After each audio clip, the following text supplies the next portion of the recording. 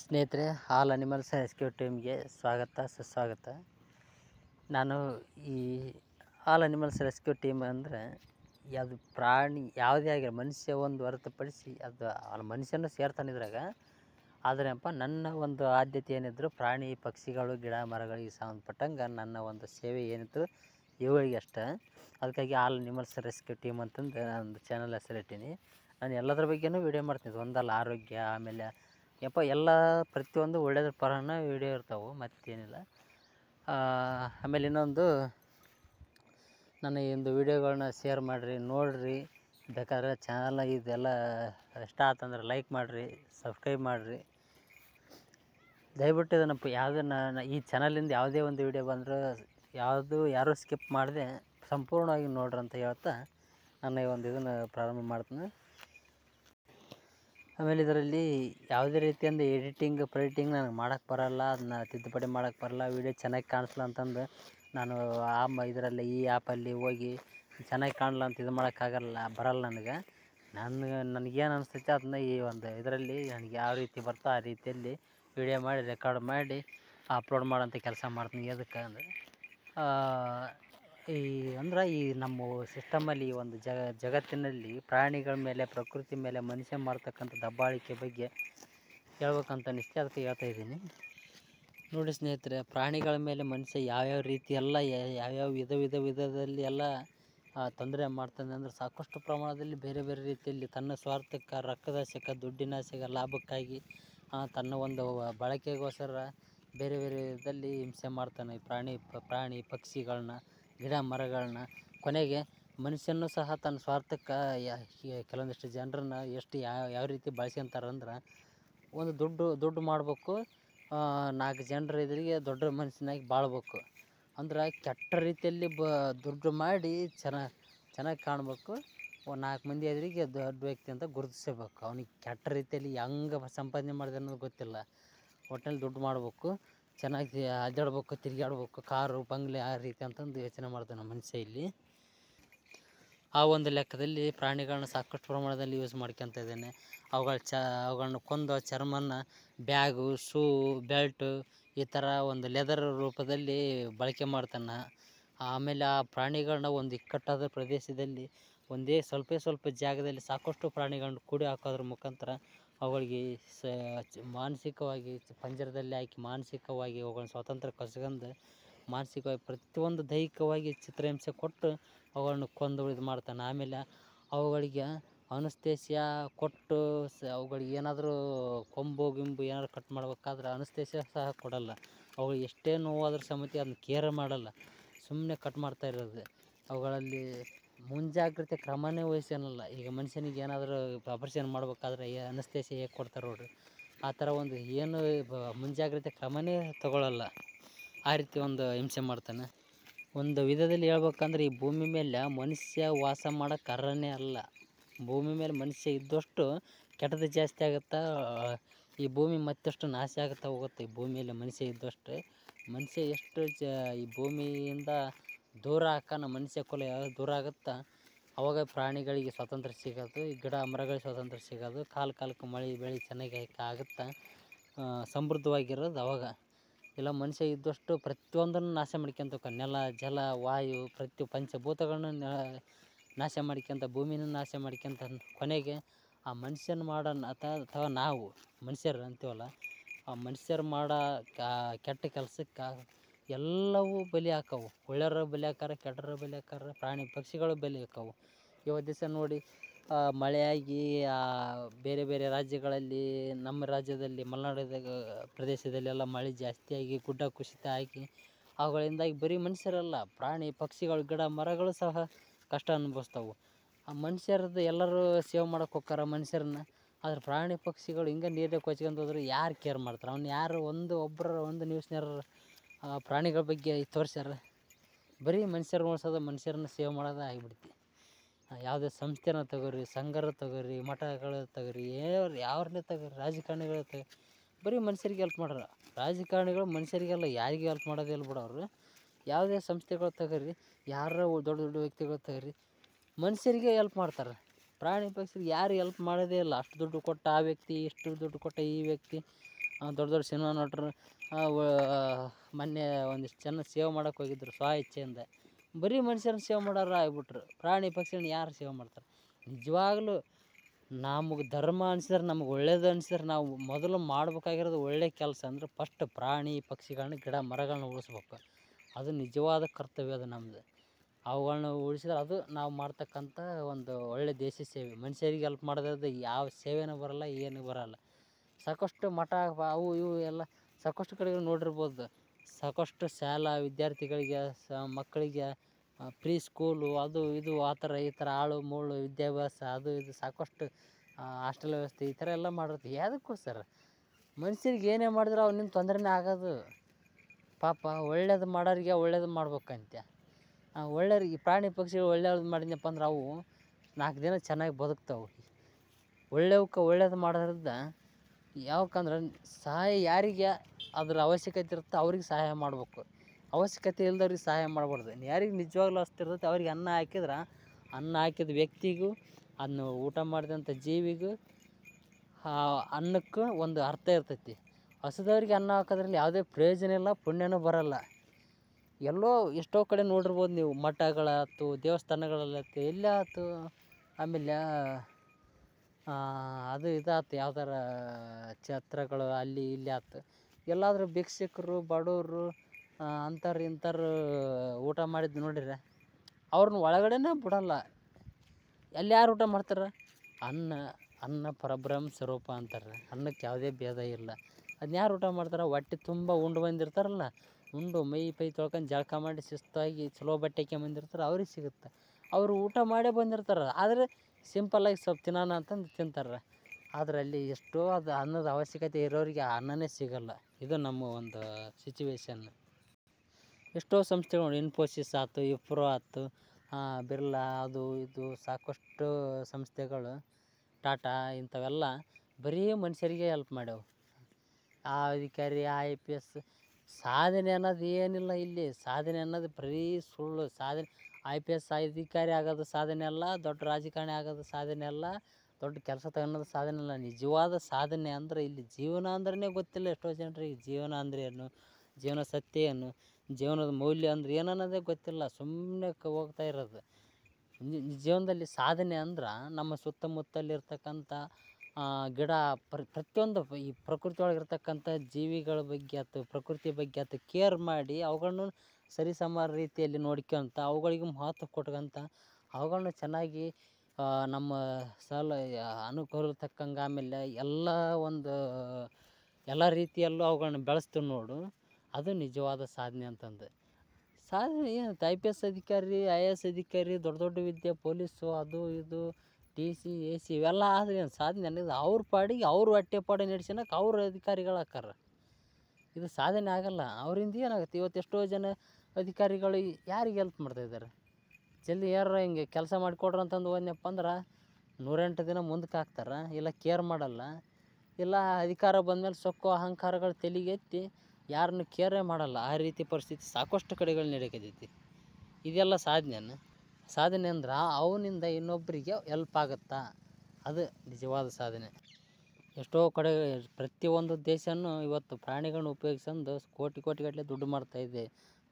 ಇದೆಲ್ಲ ಮೋಸ, ಇದು ಅನ್ಯಾಯ ಅಲ್ಲ. ಇದು ಪಾಪ ಅನಾಥ ಯಾವುದೇ ಯಾರಿಗೂ ತೊಂದರೆ ಕೊಡದೆ ಮುಗ್ಧವಾಗಿ ಜೀವನ ಮಾಡ್ತಕ್ಕಂಥ ಪ್ರಾಣಿಗಳ ಚರ್ಮನ ಕ್ರೂರವಾಗಿ ತೆಗೆದು ಅವನ್ನ ಲೆದರ್ ರೂಪದಲ್ಲಿ ಬೇರೆ ಬೇರೆ ಒಂದು ಉಪಕರಣಗಳಾಗಿ ಮಾಡಿ ಅವುಗಳನ್ನ ಯೂಸ್ ಮಾಡ್ತೀವಲ್ಲ. ಮನುಷ್ಯನ ಜನ್ಮಕ್ಕೆ ನಾಚಿಕೆ ಬರ್ಬೇಕು. ನಾಚಿಕೆ ಮಾನ ಮರ್ಯಾದೆ ಏಟೇಟಿಲ್ಲ ಮನುಷ್ಯನಿಗೆ. ನಿಜವಾಗ್ಲೂ ಮನುಷ್ಯ ಇಲ್ಲಿ ನಾಗರಿಕರಂದ್ರೆ ಪ್ರಾಣಿ ಪಕ್ಷಿಗಳು, ಅನಾಗರಿಕರಂದ್ರೆ ಮನುಷ್ಯ. ಅದು ಮನುಷ್ಯನಿಗೆ ಏನು ತಿಳುವಳಿಕೆ ಇಲ್ಲ, ಏನು ಗೊತ್ತಿಲ್ಲ, ಗಂಧ ಗೊತ್ತಿಲ್ಲ, ಗಾಳಿ ಗೊತ್ತಿಲ್ಲ, ಏನೇನು ಗೊತ್ತಿಲ್ಲ. ಇವತ್ತು ಯಾವುದೇ ಕೆಲಸ ಮಾಡಲಿ ಬರೀ ಪ್ರತಿಯೊಂದರಲ್ಲೂ ಸ್ವಾರ್ಥ ಐತಿ, ಪ್ರತಿಯೊಂದರಲ್ಲೂ ಕೆಡುಕೈತಿ. ಮನುಷ್ಯ ಮಾಡೋದು ಬರೀ ಕೆಟ್ಟತನ, ಕೆಡುಕು.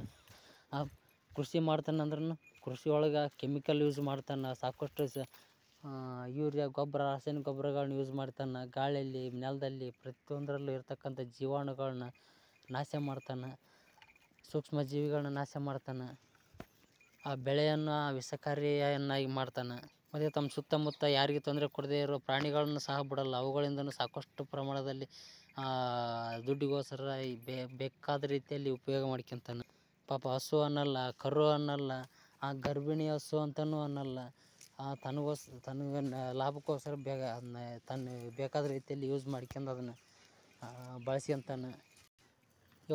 ಇವತ್ತಿನ ದಿವಸ ಎಷ್ಟೋ ದೊಡ್ಡ ದೊಡ್ಡ ಮನುಷ್ಯರು ಅನ್ಸ್ಯದಾಗ ಹಾಲಿವುಡ್ ನಟರು, ಸಿನಿಮಾ ನಟರು, ಆ ನಟಿಯರು ತಮ್ಮ ಬ್ಯಾಗು, ಶೂ, ಬೆಲ್ಟ್ ಇವುಗಳೆಲ್ಲ ಎಲ್ಲಿದ್ದಾವೆ? ಒಂದು ಪ್ರಾಣಿಗಳ ಚರ್ಮಲಿದ್ದ ಮಾಡಿದ್ವ. ಮತ್ತು ನೋಡೋಕೆ ಪಿಕ್ಚರ್ಗಳಲ್ಲಿ, ಸಿನಿಮಾಗಳಲ್ಲಿ ಅನಿಮಲ್ಸ್ ಪರವಾಗಿ ಮಾತಾಡೋದಂತೆ, ಮತ್ತು ಮನುಷ್ಯರ ಪರವಾಗಿ ಮಾತಾಡೋದಂತೆ ಮಾಡೋದೆಲ್ಲ ಕೆಟ್ಟ ಕೆಲಸ. ಹೇಳೋದು ಶಾಸ್ತ್ರ. ಇಲ್ಲಿ ಹೆಚ್ಚಾಗಿ ದುಡ್ಸ್ಕೊಳ್ಳೋದು, ಕಡಿಮೆ ಮೇವು ಹಾಕೋದು, ಇದು ಪ್ರಾಣಿಗಳ ಮೇಲೆ ಮಾಡ್ತಕ್ಕಂಥ ದೌರ್ಜನ್ಯ. ಆಮೇಲೆ ಈ ಡೈರಿ ಫಾರ್ಮು ಹಾಲು ಸಾಗಾಣಿಕೆ ಒಳ್ಳೆಯ ಕೆಲಸ ಅಂತೀರಿ. ಇದು ಒಳ್ಳೆಯ ಕೆಲಸ ಅಲ್ಲ. ಈ ಹಸುಗಳಿಗೆಲ್ಲ ಚಿತ್ರಹಿಂಸೆ ಕೊಡ್ತೀವಿ, ಹಾಲಿಗೋಸ್ಕರ ಚಿತ್ರಹಿಂಸೆ ಕೊಡ್ತೀವಿ. ಹಾಲು ಬರಲ್ಲ ಅಂತಂದು ಸಾಕಷ್ಟು ಪ್ರಮಾಣದಲ್ಲಿ ಬೇರೆ ಔಷಧಿಗಳನ್ನ ಹಾಕ್ತೀವಿ, ಅದನ್ನು ಹಾಕ್ತೀವಿ, ಇದನ್ನು ಹಾಕ್ತೀವಿ. ಎಲ್ಲ ನಮ್ಮ ಸ್ವಾರ್ಥಕ್ಕೆ. ಆ ಕರು ಕೊಡೋದು ಬಿಟ್ರೆ ಹಾಲನ್ನು ನಾವು ಹಿಂಡ್ಕೋಬೇಕು. ಯಾಕಂದ್ರೆ ಅವು ಹಾಲಿನ ಮೇಲೆ ಹಕ್ಕಿರೋದು ಕರುಗಳಿಗೆ. ಆದ್ರೆ ನಾವೇನು ಮಾಡ್ತಿದ್ವಿ, ಆ ಕರುಗಳಿಗೇನೆ ಬಿಡೋಲ್ಲ, ನಾವು ಹಾಲು ಹಿಂಡ್ಕೊಂತೀವಿ. ಇದು ಯಾವ ನ್ಯಾಯ? ಅದರಲ್ಲೂ ಗಂಡು ಕರು ಎಳ್ದುಬಿಡ್ತು ಅಂದ್ರೆ ಹಸು, ಆ ಕರುಕ್ಕೆ ಒಂದು ಹಾಲು ಕುಡಿಸೋಲ್ಲ. ಅವುಗಳನ್ನ ತಾಯಿ ಹತ್ರನೇ ಬಿಡೋಲ್ಲ. ಅವನ್ನ ವಾರದಲ್ಲಿ 500,000 ರೂಪಾಯಿಗೆ ಮಾರಿಬಿಡ್ತಾರೆ. ಇವರಿಂದ 1 ಕೋಟಿ ರೂಪಾಯಿ ಕೊಟ್ರನ್ನ ಅದರಲ್ಲಿ ಆ ಕರುಕ್ಕೆ ಆ ಒಂದು ಪ್ರಾಣಿಗಳಿರೋ ಕೂದಲನ್ನ ಕಿತ್ತಿ ಒಳ್ಳೆ ಅಂಟಿಸೋದಾರ ಆಯ್ತಾನೆ ಇವರಿಂದ. ಅಂಥದ್ರಲ್ಲಿ ಅಂಥ ಜೀವನ ಬರೀ ಕೇವಲ ಒಂದು 500 ರೂಪಾಯಿಗೆ ಮಾರಿಬಿಡ್ತಾರಲ್ಲ. ಇವರು ಮನುಷ್ಯರ ಏನು ಪಿಶಾಚಿಗಳ? ಯಾವುದಕ್ಕೆ ಲಾಯಕನೇ ಇಲ್ಲ ಈ ಮನುಷ್ಯರು, ಅಷ್ಟು ಕ್ರೂರಿಗಳು. ಅದೇ ತಮ್ಮ ಹೊಟ್ಟೆಲಿ ಹುಟ್ಟಿದ ಮಕ್ಕಳಾದ್ರೆ ಇದು ಮಾಡಿದಾರನ್ನು ಒಂದು ಕ್ಷಣನೂ ಬಿಟ್ಟಿರಲ್ಲ. ಸ್ವಲ್ಪ ಹೊತ್ತಿತ್ತಪ್ಪ ಅಂದ್ರೆ ಹಾಲು ಕುಡ್ಸೋದು ಹೆಂಗೆ, ಇದು ಮಾಡೋದು ಹೆಂಗೆ?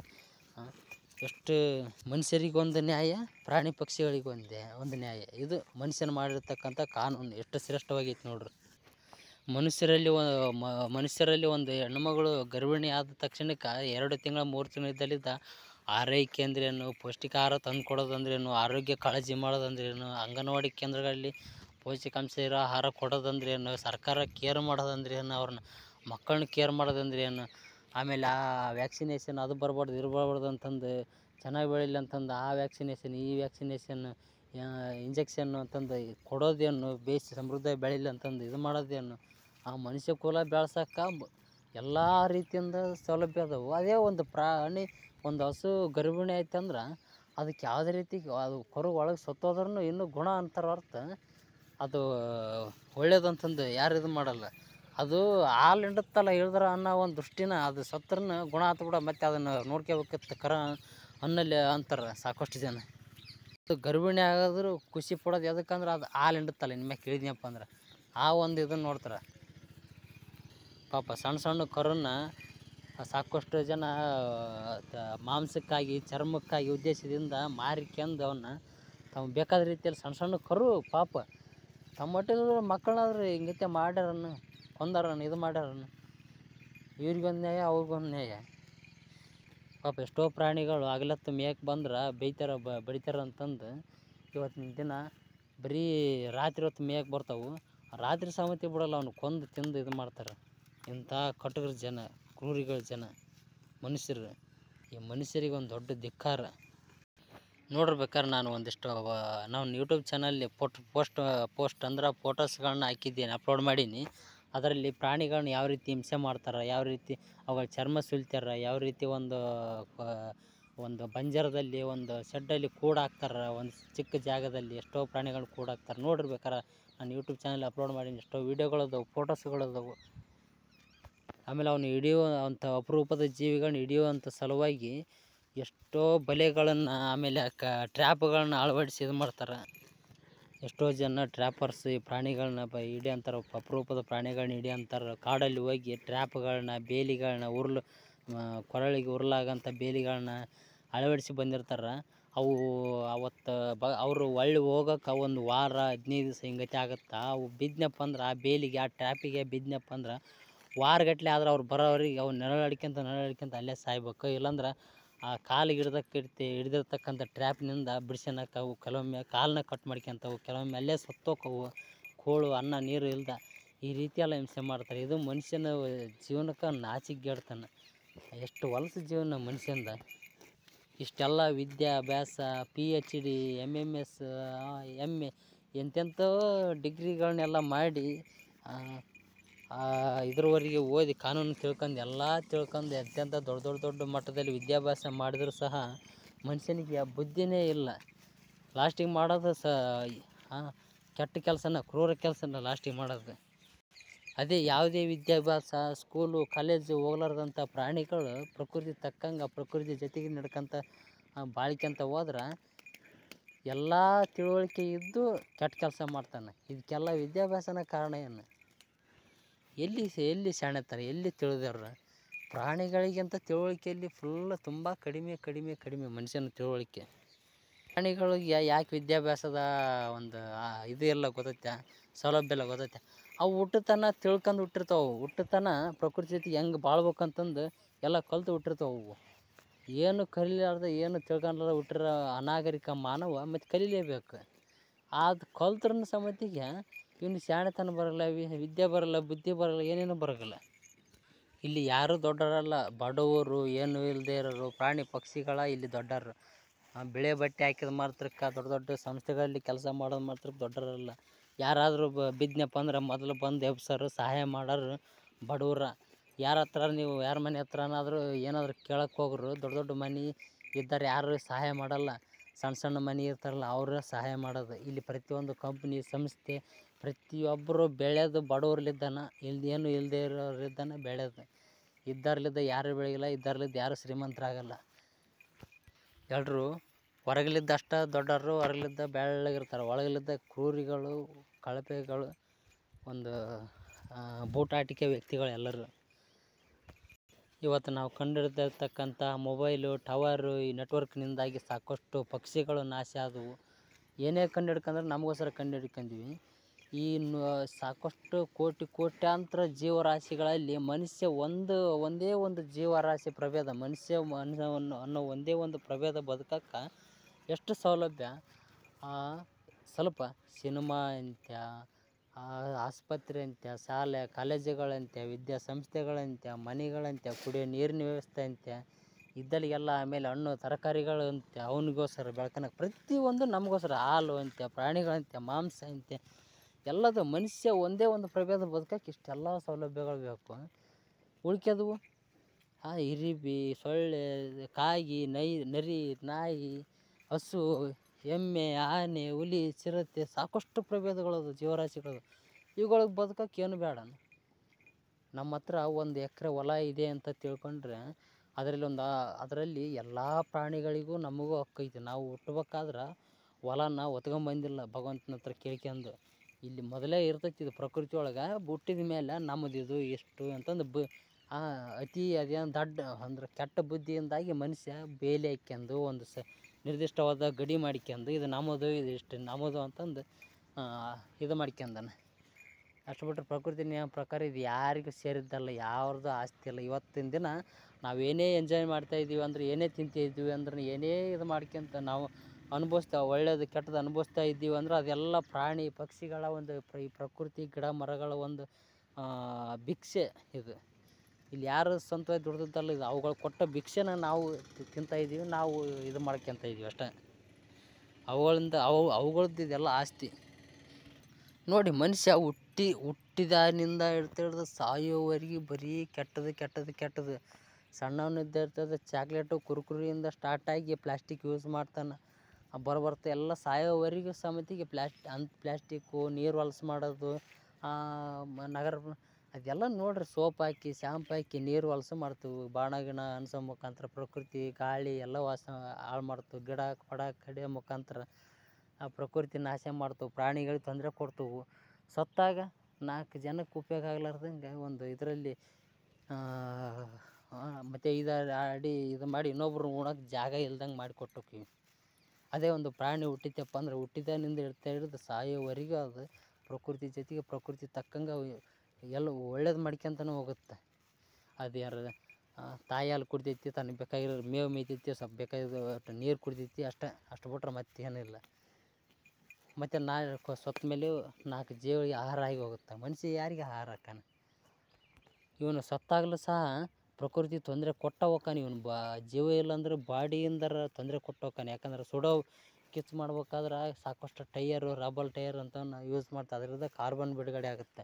ಪಟಾಕಿ ಅನ್ನಿಸ್ತಾರೆ, ಪಟಾಕಿಯಿಂದ ಸಾಕಷ್ಟು ಕಾರ್ಬನ್ ಬಿಡುಗಡೆ ಆಗಿ ಪ್ರಕೃತಿ ತೊಂದರೆ ಕೊಡ್ತೈತಿ. ಇದು ಮನುಷ್ಯನ ಜೀವನದಿಂದ ಆಗ್ತಕ್ಕಂಥ ಅನಾಹುತಗಳು. ಇಷ್ಟು ಹೇಳಿ ಇನ್ನೂ ಹೇಳ್ಬೇಕಂದ್ರೆ ಸಾಕಷ್ಟು ಪ್ರಮಾಣದಲ್ಲಿ ಹೇಳ್ಬೋದು. ಇವುಗಳು ಮನುಷ್ಯನಿಂದ ಆಗ್ತಕ್ಕಂಥ ಅನಾಹುತಗಳ ಬಗ್ಗೆ ಹೇಳ್ಕೊಂತ ಹೋದ್ರೆ ಸಾಕಷ್ಟು ಐತಿ. ಇನ್ನು ಸದ್ಯಕ್ಕೆ ಇಷ್ಟ ಇರಲಿ. ನಮಸ್ಕಾರ.